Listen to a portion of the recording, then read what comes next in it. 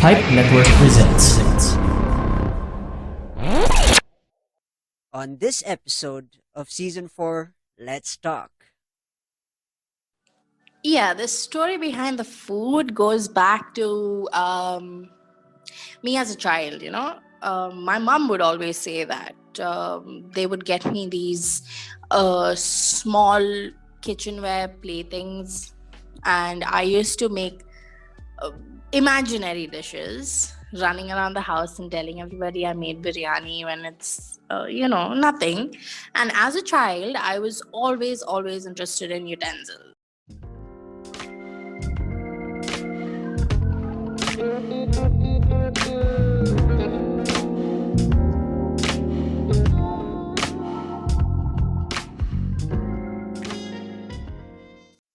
Hey folks, welcome back to the Rajiv Show, and I'm your host Rajiv Doreswamy. And this show aims to help reach out to those who are currently struggling in life and to remind you that life is indeed beautiful when you're inspired to make it your own. Before we get into this episode, don't forget to like, share, and subscribe to whichever platform you are using. And if you want to connect with me, you can find me on Facebook, Twitter, Instagram, and on TikTok at The Rajiv Show.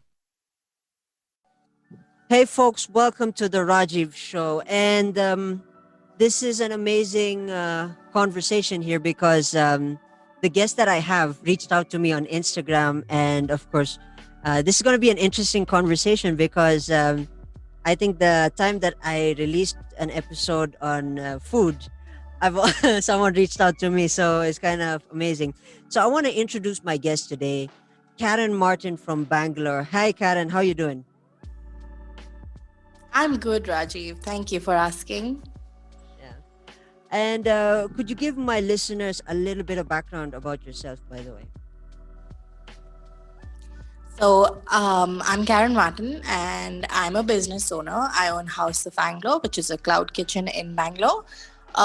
We cater to the Anglo-Indian cuisine, and it's basically what we do. We take every single authentic dish on the menu, and we cater to modern taste buds and twist it up and serve you some really good food. Oh, this is gonna be a delicious episode. Cuisine, food, and yeah. By the thoughts of this recording, is got we. I'm already hitting dinner time, so this is gonna be a perfect appetizer conversation. Of course, before we unpack all the conversation about food and saying, let's take a time travel and go back in time. And I want to ask. Normally, I ask this to my folks who I've interviewed over the years. Over the year. Yeah, yeah. That if you and I were high school classmates in high school, who were you in high school? Are you the Mhm. popular person, the introverted, the extroverted, the back of the class, the front of the class, valedictorian? If you and I were classmates, who were you in high school?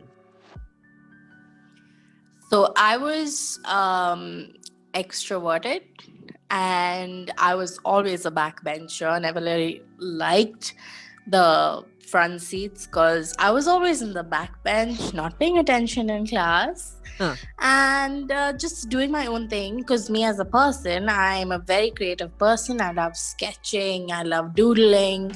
I just like to put me in every book that I have.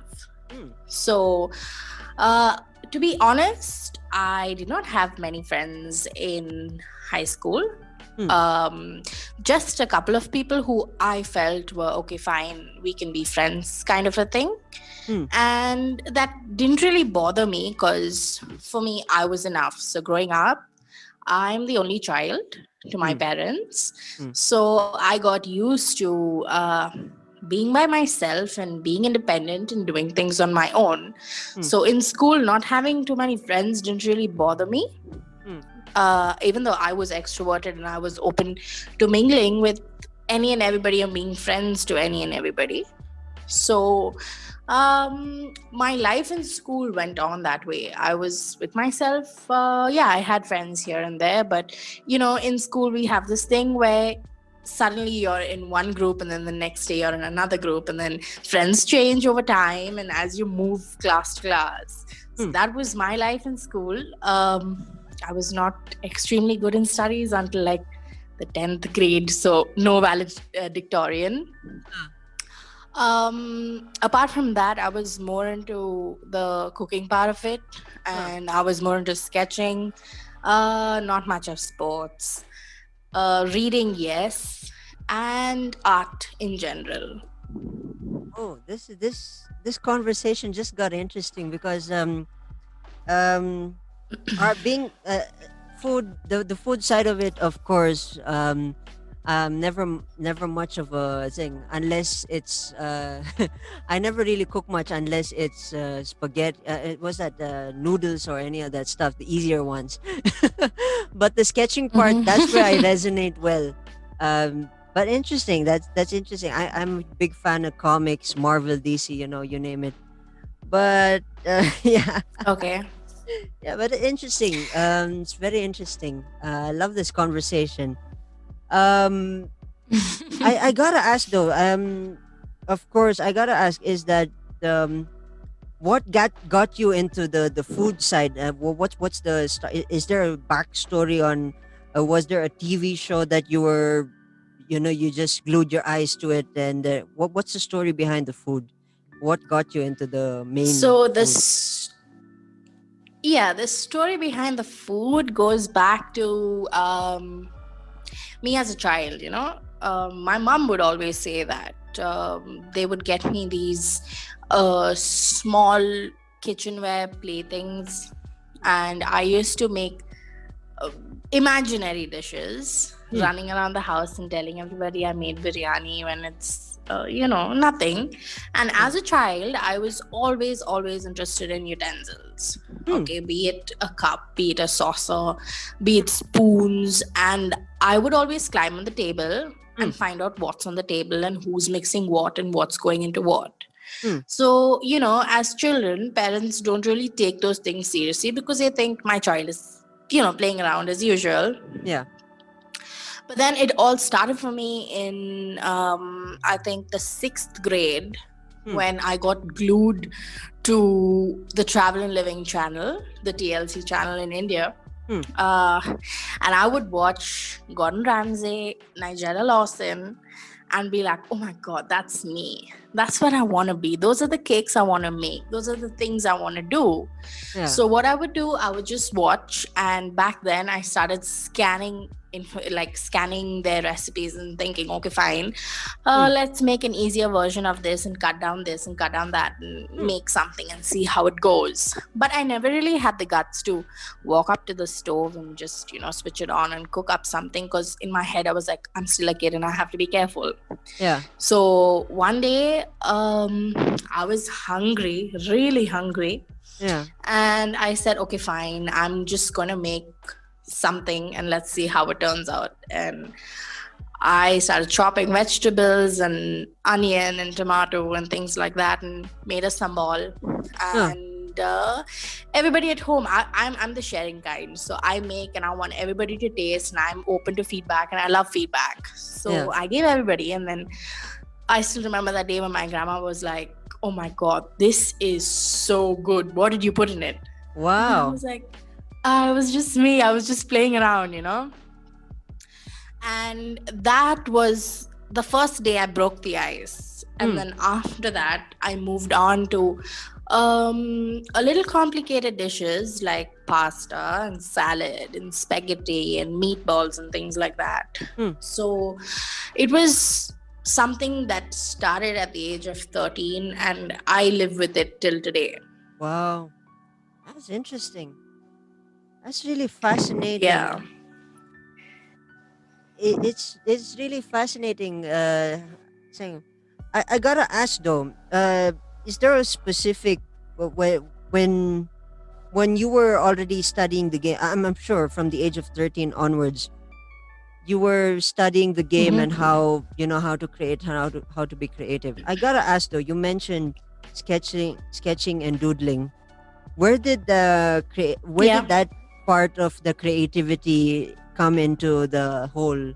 Because to me, the way I see it, cuisine, sketching, doodling, every form of life is art, and I don't know if you agree with me. you know uh, Yeah, I do. and and when once you come up with your certain dish, or it becomes a signature.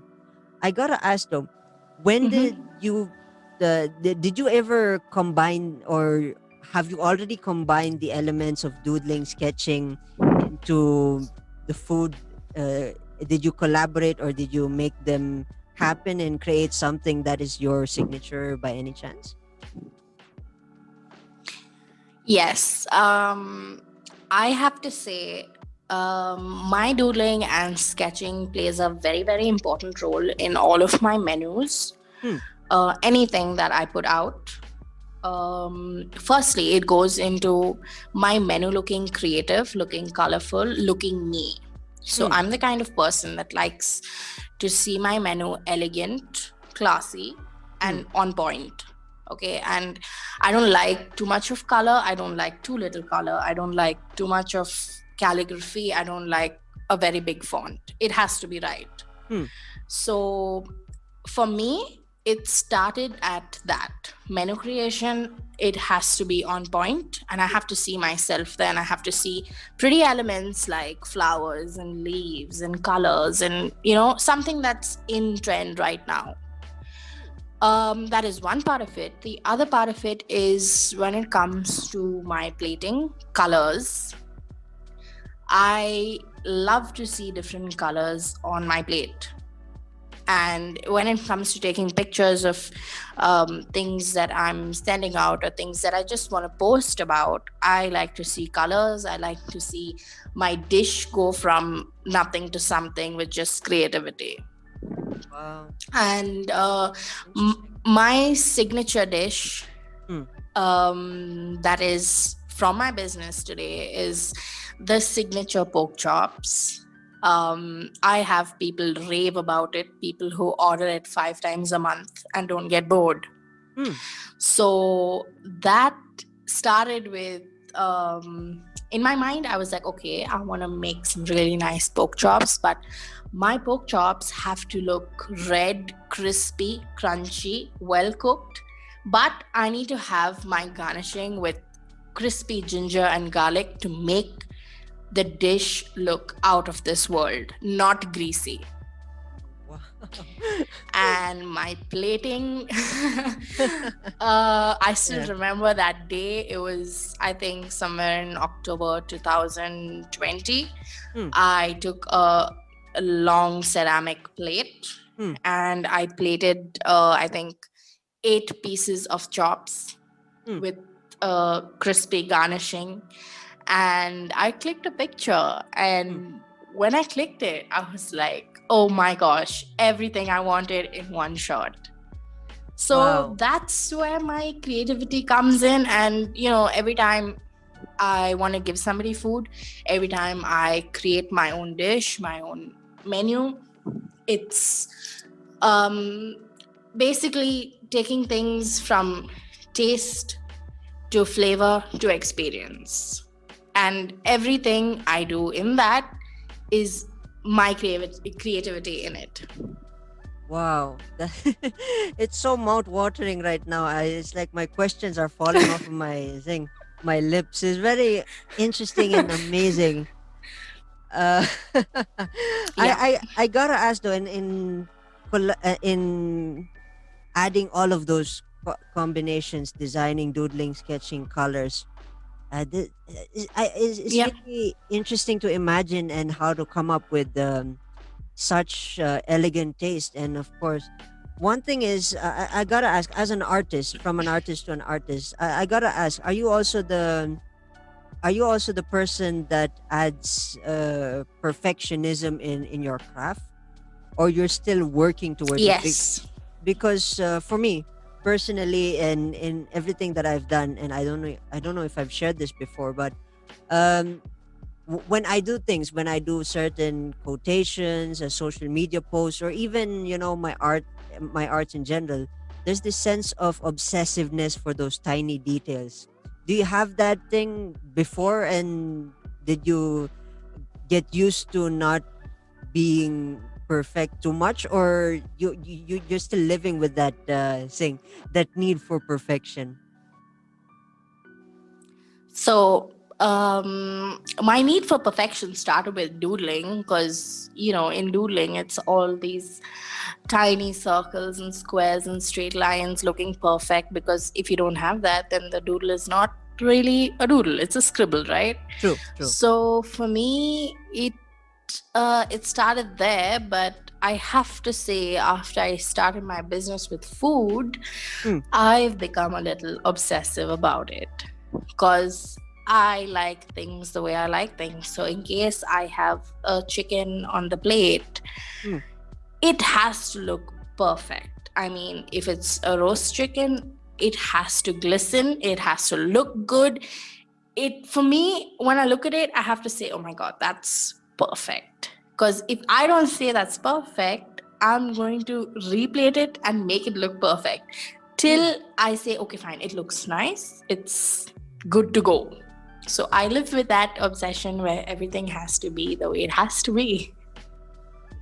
Interesting, interesting. Wow, that means you and I come from same stock in terms of the artistry of of life and creation. It's very interesting. I gotta ask though, Yeah. the origins. This one question that I wanna ask.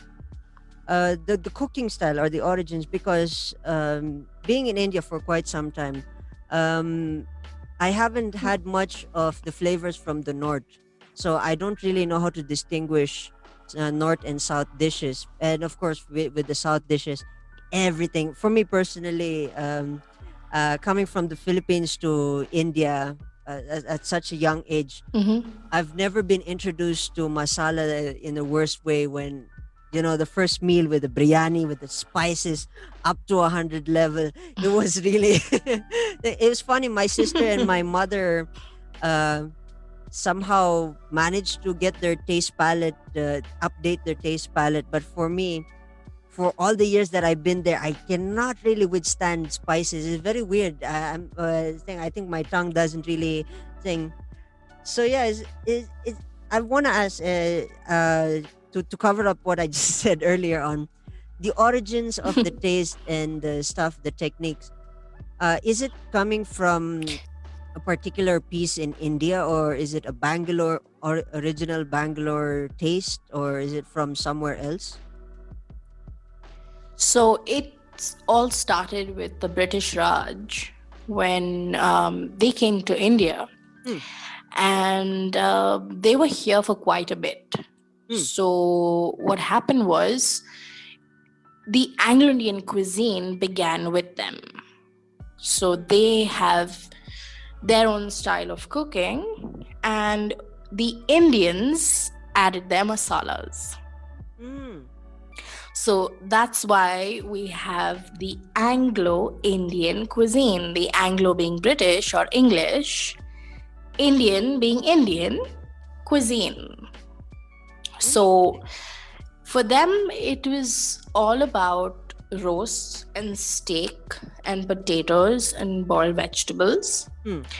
And what the Indians did was they went in with the same roast and steak and potatoes Hmm. and added their fusion of masalas like your turmeric and your ginger and your garlic and your chili, but it's not a very spicy cuisine.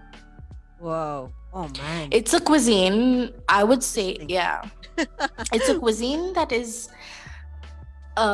very underrated, but it is comfort and it has so much to offer. Just because, thing is, with the Anglo-Indians, most of them have migrated to London or wherever, to various parts of the world. So the cuisine here is almost lost because the Anglo-Indian cuisine is stuck within an Anglo-Indian household and not really explored. Hmm. Interesting. It's really interesting. Yeah. Wow.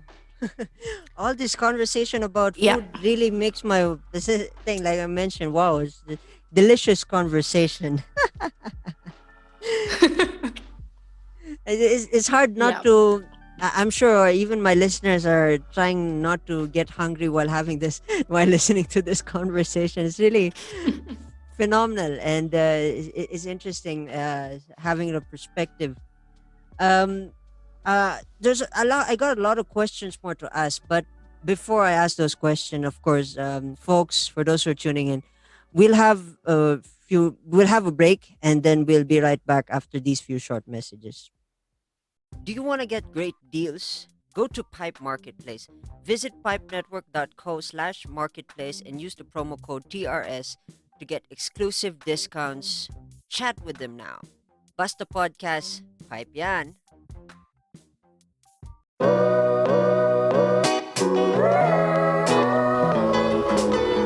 For the latest news sa pop culture at social media bardagulan, samahan niyo kami. Ako si Marga.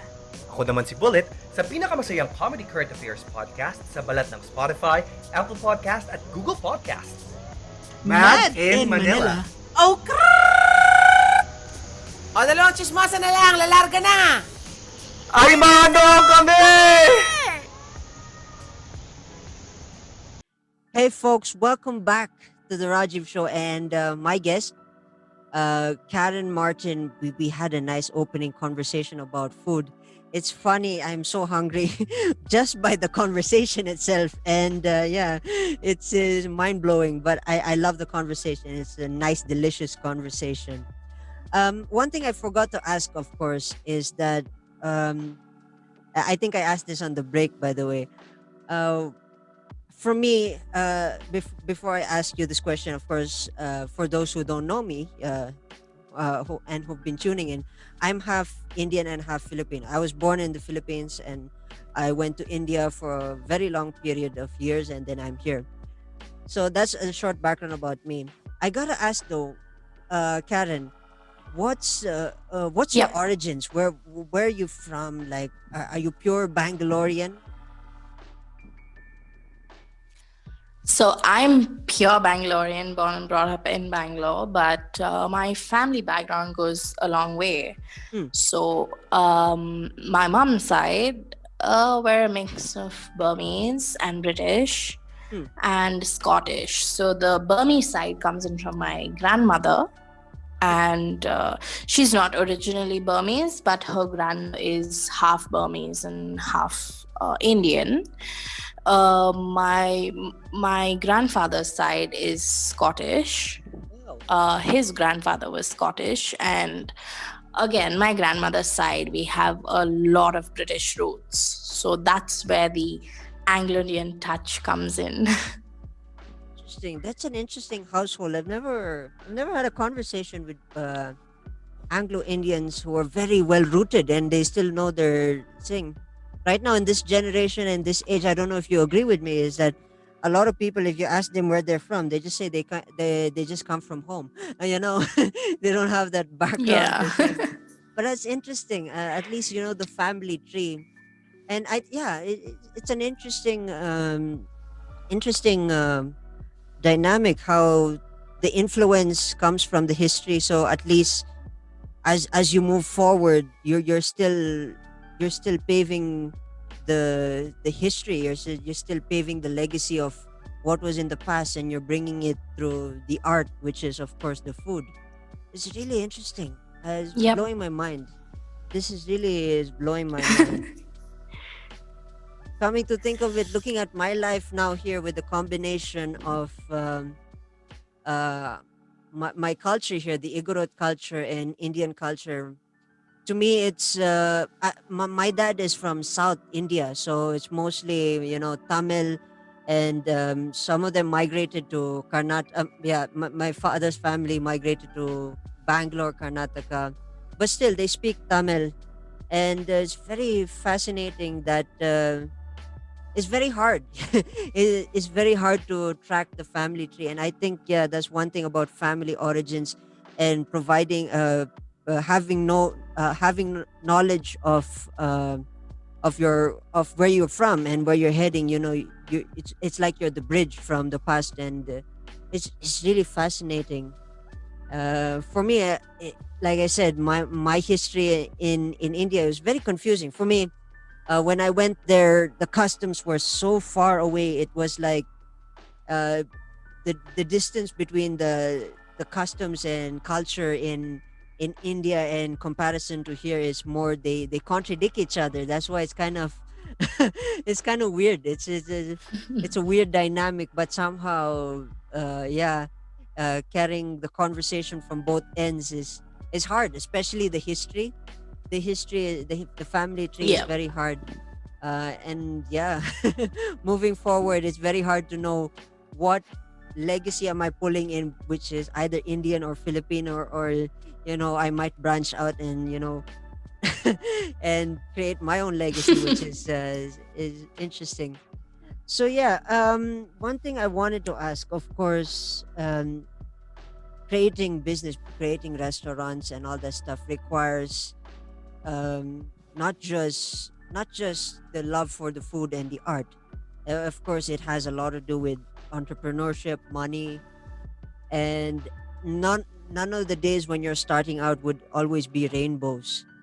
And I gotta ask, since this is a self improvement conversation, and of course, all the conversations is self improvement, I wanted to know what's your motivation and the story behind your life, motivating yourself and inspiring yourself to push your projects, which is, of course, the restaurant, and how you maintain that mindset. So for me, it started off as I was in a completely different career line.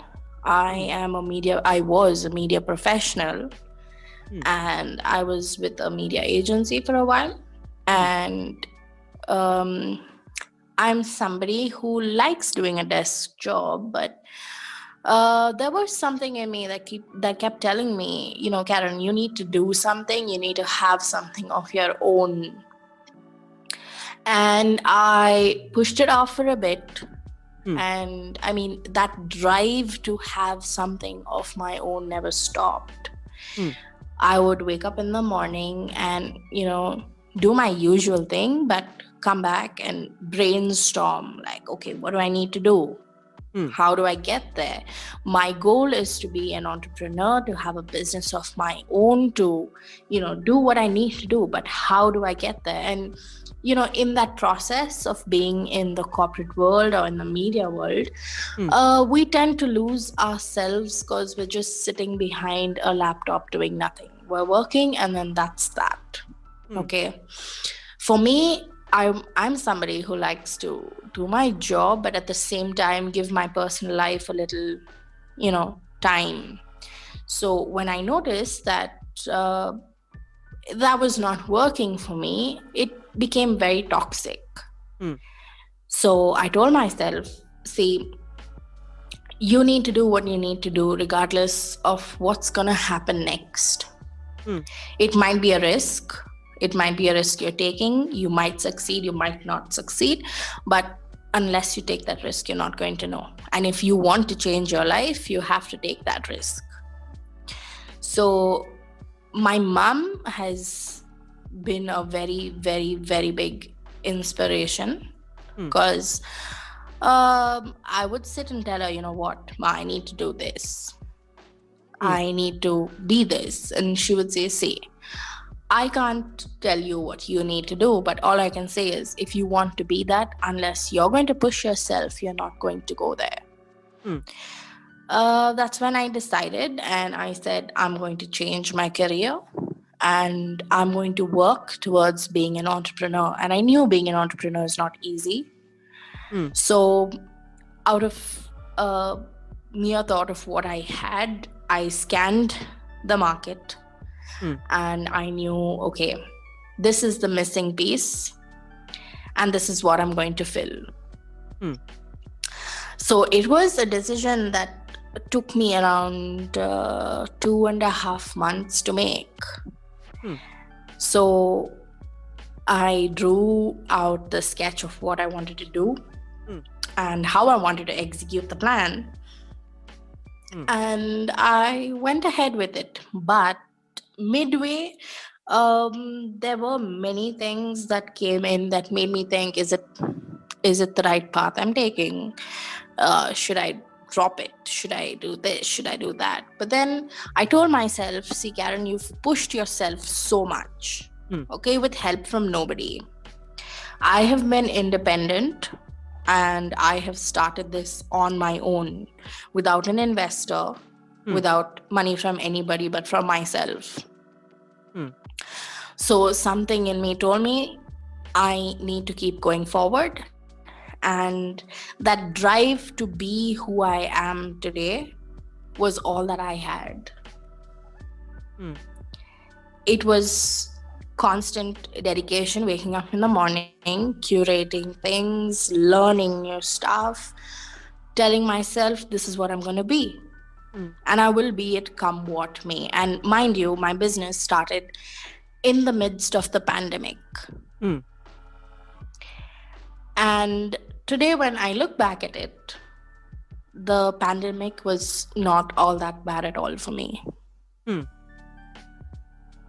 So the three things that I told myself was, as an entrepreneur, as a businesswoman, I have to take the risk. Hmm.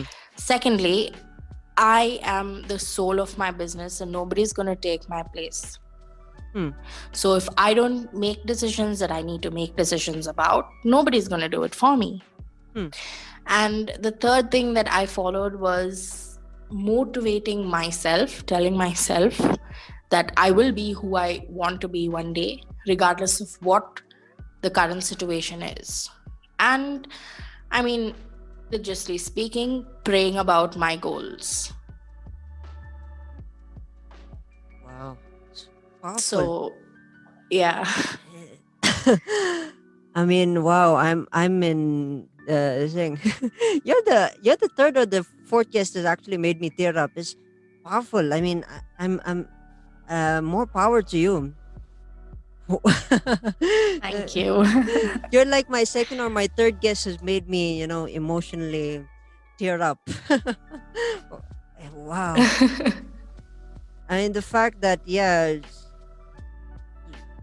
prior to the recording of this conversation, I'm sure everybody has gone through hell. And that is, of course, with the pandemic you mentioned. And still here you are pushing and, making stuff happen. And the fact that you're still there and enjoying your your work, that's powerful in itself. Some people don't have the opportunity of doing that, especially when they're limited with the tools and all that stuff. Is there I gotta Yeah. ask, out of this wonderful conversation and the fact that you made the host tear up, which usually happens a lot lately now, is that is there a particular Karen Martin quotation you mentioned when you wake up? Is there a particular quotation that you say that you know it's a line that you use? It's a quotation that would live on and hopefully push and motivate people now who are tuning in to sing to get to their goals and to focus and be who they are as they go along and discover life as the value of its thing. Yeah, so something I tell myself every day is that a new day means a new risk. Hmm. It means new challenges coming your way. And if you are hesitant about taking that risk, you may or may not be where you have to be. But if you take that risk, you will know where you have reached. And there will never come a time where you're telling yourself, I should have. I if I did that, I would not be here.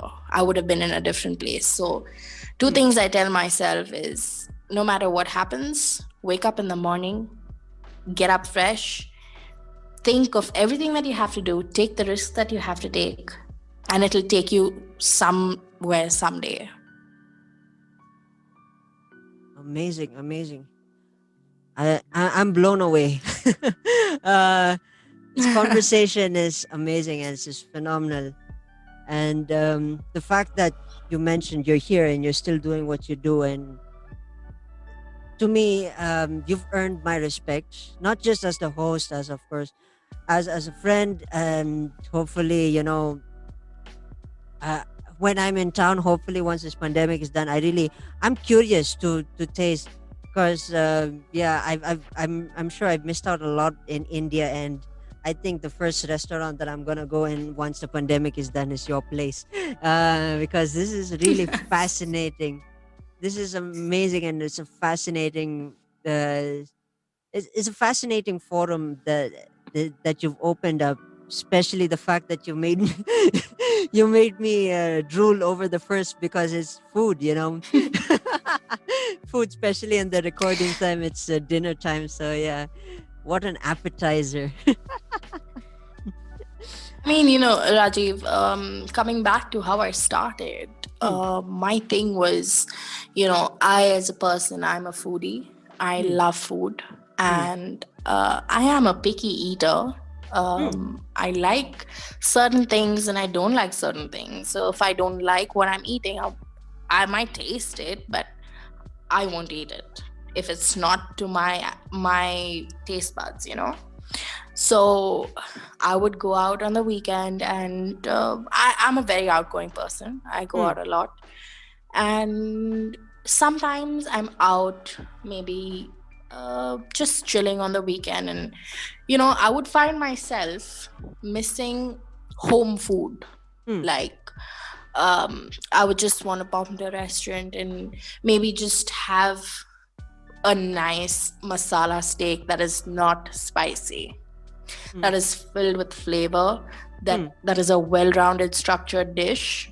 mm, I would crave that. And two things that are very popular in the Anglo-Indian cuisine is a vindaloo mm, and a chicken or a railway mutton curry.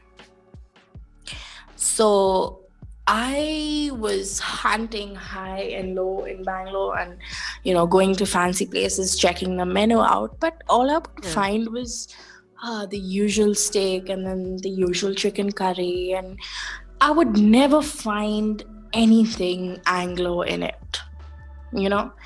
And knowing that Bangalore has not too many Anglo-Indians, but they do have the Anglo-Indian community, yeah, I was like, I need to fill that gap. Because if I'm craving it, maybe another Anglo outside is craving it. yeah, And this is a gap in the food scene in Bangalore, and I'm going to cover that up with my House of Anglo, and I'm going to make my mark. So, I mean, to my surprise, I launched and I was flooded with people who were asking me, what is the Anglo-Indian cuisine? I mean, what are your specialities? I mean, what is this and what is that? And mm, I would be like, wow, exactly what I wanted, I got. And it's a very big surprise, because even though I'm an Anglo-Indian cloud kitchen, yeah. my customers are not Anglos. So it's a variation of many people. They are like, there is a huge variation of people, and over the last 6 months, I've got to understand that taste buds of people change. Mm, You know, they like to have sweet and spicy one day. They like to have extremely spicy one day. They like to have very sweet one day. They like to have more masala. They like to have less masala. mm, And the Anglo-Indian cuisine is all about that. interesting. So it's a dynamic taste It's for everybody. yes, It's interesting. yes. I, I mean, I, the depth of mm, yeah. flavors that come through each dish, Mm, and the comfort it gives you is something out of this world. interesting. Interesting. I'm really Yeah. curious. I mean, in this conversation itself, I'm really curious to sing, because this is interesting. I really am fascinated, and I do genuinely wish that I could have the thing. When I was one more thing that I noticed also, of course, in the story that you've mentioned earlier, it's funny. I envisioned this famous. I think it's a famous social media post that, you know, from the top of the cliff, you took the risk without the expectation, of course. It's just that okay. It's probably my taste, and I'd only enjoy it. So I not really like that, and in the sense that it was your thing, and then suddenly when you took the risk, somehow it doubled. It is funny. That's how I heard the narrative of what you've said, which is really fascinating. It's really powerful in its essence, and yeah, this is food and motivation really comes well in hand, especially when you have food you are really motivated to lift the world from it. It's really fascinating, and Yeah. it's more power. I'm just in my head right now. I'm really really really curious as to uh, what goes on in the kitchen. Is it a hostile environment where when you mentioned also Gordon Ramsay Nigella, I wanted to ask, by the way, what's your style when you're in the kitchen, when you're micromanaging or macro managing your folks? Is it the same thing as his style, or just chill out, and then what's going on in the kitchen? I mean, I'm never been in the kitchen to know, so I'm just curious, like what's going on in the behind the scenes also. So for me, when it comes to cooking desserts or anything for that matter, be it appetizers, main course, anything, time management, I'm very, very tight on timing. So if a customer tells me that he wants his food by 6 p.m., Mm, if it's 5:45, I have to be in my packaging process. If not, I'm losing it. mm, So I am a little bit of Gordon Ramsay when it comes to meeting customer expectations, because I understand that the customer that's waiting for my food is a hungry man or woman, mm, and that's okay. So it has to reach him at 6. mm, So before that, I am very, very strategic of, dishes that are really long and dishes that can finish in, say, 15 minutes. So dishes that take really long are the dishes I start off with first, because then while that is in the oven or wherever it is, I'm working on something else that is, a little less time consuming. So I have two things going at the same time. mm, So that way I'm very, very strategic.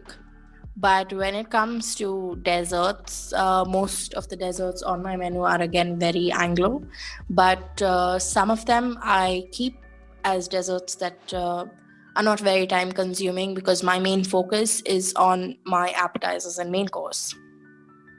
So dessert wise, I'm a very chill out person because I love desserts and I love sweet stuff. I have a major sweet tooth. mm, So that way I'm just enjoying the whole process and going with the flow and all of that. But main course and appetizers, yes, I'm head on. Like if I've told you you need like, okay, to make these many things, and if it's not there on time, I'm very, very annoyed. mm, That, yeah, in the hospitality thing, in the food business, timing is everything, mm, and making sure that nothing from the order is missed out or not well done or whatever is of prime importance. Because again, when I give somebody my food, I'm putting my reputation on the line. mm. And for me, reputation is everything, because I'm just in the market and I've just launched in the market. So everything has to be top notch. Mm. It's interesting. I see a bit of you in me, and it's funny, but with regards to food, yeah, that's not really the field though. uh, I see a bit, yeah, I see a bit because from me, as mentioned in the earlier conversation, is that I'm I'm really obsessed with the tiny details and the things that I do.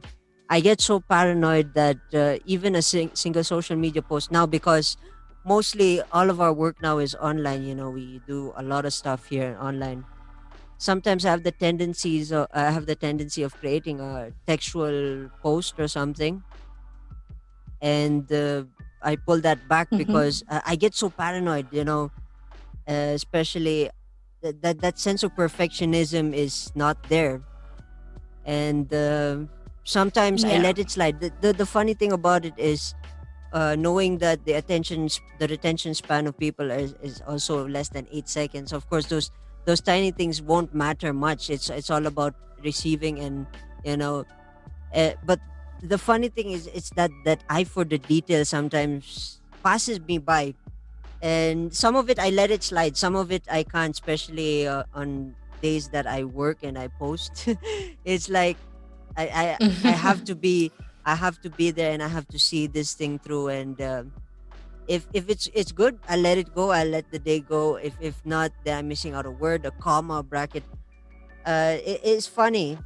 um One thing that I've mentioned time and time again is that uh I have weaknesses that I've learned to accept, and although I have that, um, that perfectionism, which you've mentioned, that sense of this has to go right, this has to go right, and uh the contradiction to that is sometimes it doesn't gel well. Do you have those certain days, like, you know you expect, okay, this day is going to be like this, but then something that you cannot control, which is um subconscious, or somewhat like that, it's a subconscious problem that you can't solve by uh without control, and still yet you want to achieve that goal.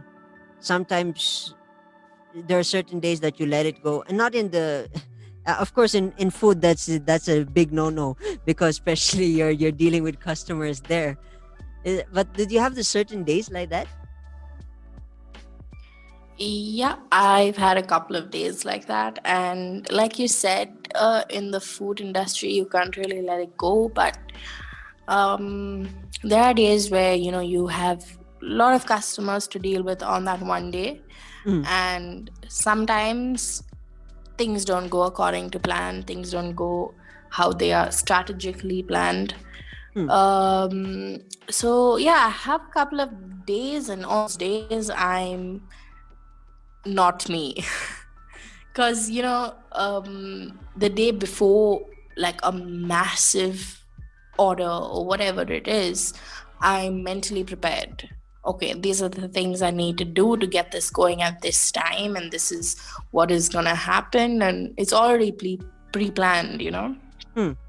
But when I wake up on the day, and if something goes wrong, then I am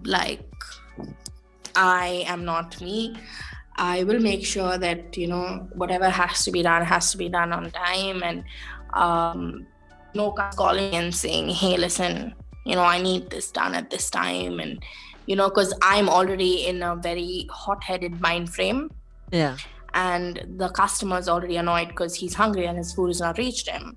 yeah. So yeah, I have days like that, but then I make sure that those days are not constant, because if it's constant, it's unhealthy to be in that kind of a mind frame. True, true. But I've being in the business and being somebody who owns the business, I've got to understand that these days are not normal, but once in a while a slip here and there is okay. I can't be so hard on myself all the time. Interesting. It's Wow, this is really an interesting conversation. I mean, I'm loving it. uh, I don't know much. I mean, to the highest regard, to the extent of all the things that we've shared so far, is that one is that consistency of course, the stories, that the perfectionism, the artistry, and the need for, we need it to, it has to be this, it has to be that, or else it's no way, nothing is gonna work. It's really fascinating. And coming from the perspective of a restaurant owner, that's really fascinating. And I mean, what could I say more? I mean, uh, I'm trying to add certain thing, but in the end of it, in the end of what I'm trying to say is that I really have high respects to you and what you do, because the fact that uh, this is the day and age where people are giving up, you're still there. I think I've said this already earlier, but still the fact that you're still, doing what you do and sharing the testimony as saying as it is, part of life, and staying strong. The staying strong part is really something that I really want to emphasize to our listeners, because it's been a tough year. Probably if you're listening to this uh, 2 years from now, 3 years from now, life was. We gotta admit that life was tough, and the hell that you had to go through in life was much more tougher because of everything that was basically going on. And that, but that didn't mean that you had to stop. It's not an excuse for you to stop, because that is not the solution. If you really want it, then genuinely, yes, that is you, and you have to go for it. And I'm sure my guest also agrees with me, because if it's Yep. not you, then you're in the wrong business, or you're still figuring it out, which is good.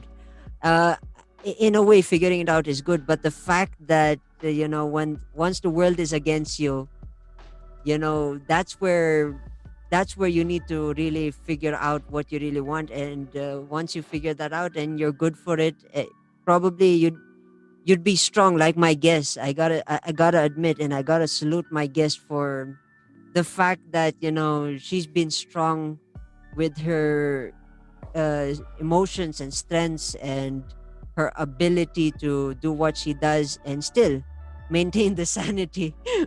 Of course, uh, that's the one thing, maintain the sanity of not throwing a tantrum. And of course there are certain days, but still, yeah. uh and but yeah, the end of it is like I said, it's you guys are I gotta salute my guests for what you're doing, and what you're to accomplish for the years to come, because I don't think this is a one shot thing. This is a lifetime now. And um and I think you're going good. I mean, from me personally, I'm saluting you. I'm giving you that salute and a virtual hug, because of the fact that uh many people would say much, but still would never do. And I know a couple of people who've I met along the years that have done that. Yeah. But yeah, in this regard, I gotta salute my guest for staying strong and being who you are. And hopefully, like I said in saying, if if if by accident I drop by India or something like that, I know I gotta find you and saying, I gotta find you, and I want to taste. I'm really curious. That's the only thing that's running through my mind is what is the definition of the food, because in the context of a podcast, you can't really define you can't really define the taste in an audio format, and it's very Yeah. hard to define the audio. Yeah, and for me, it's just curious. The curiosity in me is just, I wonder what this gonna taste like, and I'm sure. I mean, there's no negative thing add to that. It's like I'm sure it's gonna be delicious, but what's the definition of that delicious? You know, and that's it's driving me nuts. Just so Yeah. you know, having the conversation itself is driving me nuts, because I really am curious to saying to figure out what the taste is, and yeah. But yeah, I've spoken too much. Speaking of finding you, once I get back to India, of course, my listeners would want to find you on social media? How would they connect with you on social media, by the way? So on social media, my name is Karen Martin, and the name of my business is House of Anglo. I have a page on Facebook, and I have an Instagram page. And I'm more than happy if anybody listening today follows me or likes my page or connects with me on a friendly basis. I mean, I'm totally open to that. Awesome. Awesome. I want to thank my guest, Karen Martin, for this amazing conversation. I mean, I'm inspired, and by the fact that this conversation has been inspiration, I think, yeah, there are some certain doubts that I've been going through in my day to day recording editing life, as I call it now. I think I have to still stick through this, and I have to keep pushing and pushing. And I want to thank my guests for having conversation, making time, and thank you so much for being a part of the Rajiv show. By the way, Thank you so much for having me, Rajiv. I mean, it means so much to me, and I have a very small message to all your listeners. Um, Life in general is hard for all of us right now, but one thing I think all of us have to keep in mind is being strong and pulling yourself together regardless of what happens, because today is bad, but there is no guarantee that tomorrow is going to be the same. We can always right our wrongs, and we can always make things right for us, but at the end of the day, if you don't stand for yourself, nobody will. wow, wow, more power. I mean, what a way to end my show by making the host cry. Yeah, I want to say thank you again. And for those who are tuning in, cheers, folks, and I will see you in the next episode.